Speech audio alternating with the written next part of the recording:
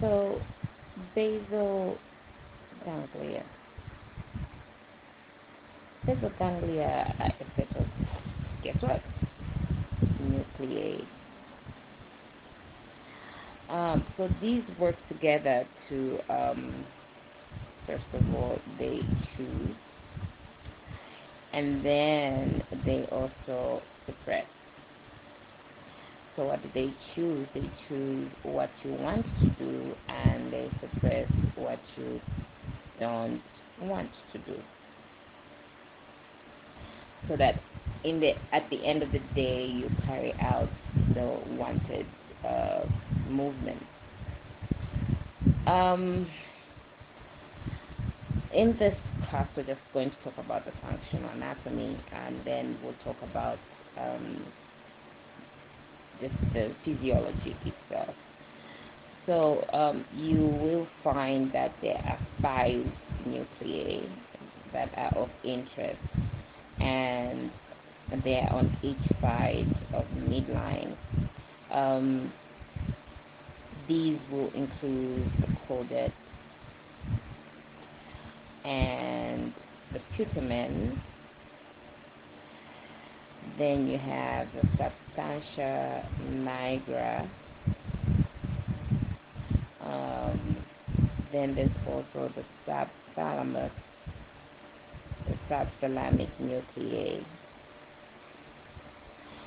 plus the globus pallidus. So that's 1, 2, 3, 4, 5. Okay. So what do they function as? So start with the globus pallidus. First of all, the globus pallidus has an external part and internal part.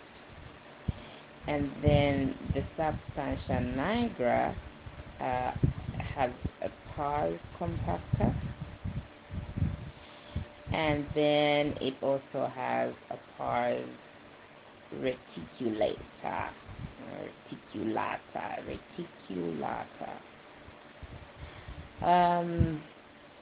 Then we have the caudate.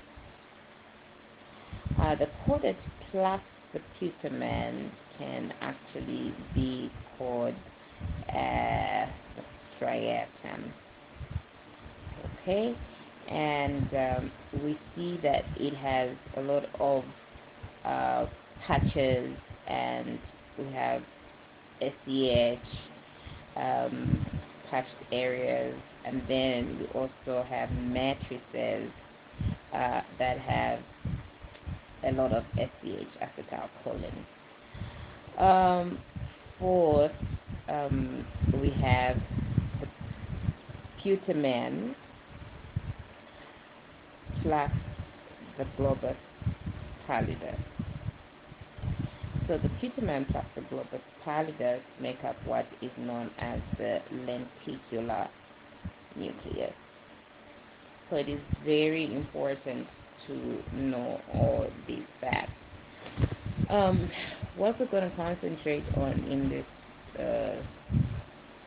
in these few videos are the fact that you have the cortex, and then you have the striatum, which is linked to the globus pallidus. Of course, you have the interna and the externa. So this is the globus pallidus, and this is the striatum. And then we'll also talk about the subthalamus at one point. And then just below the striatum, you have the substantia nigra. So the substantia nigra, there's the subthalamus there. And then, of course, we'll see how these link up to the thalamus itself, which is the main connector to the motor cortex. So from the motor cortex, you will receive input to the striatum, and then there will be circuitry in here, and then finally we'll see the output from the thalamus back to the motor cortex before the final descension of the impulses.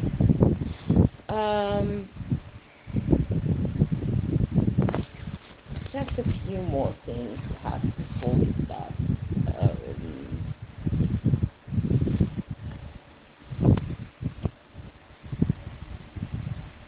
I think at this point I'm going to pause this video so that you just go through this anatomy, and in the next video we are simply going to start with the physiology. First of all, we're going to try and understand what does it really do, what's the point. So we're going to look at the direct pathway, and then in another video we'll look at the indirect pathway.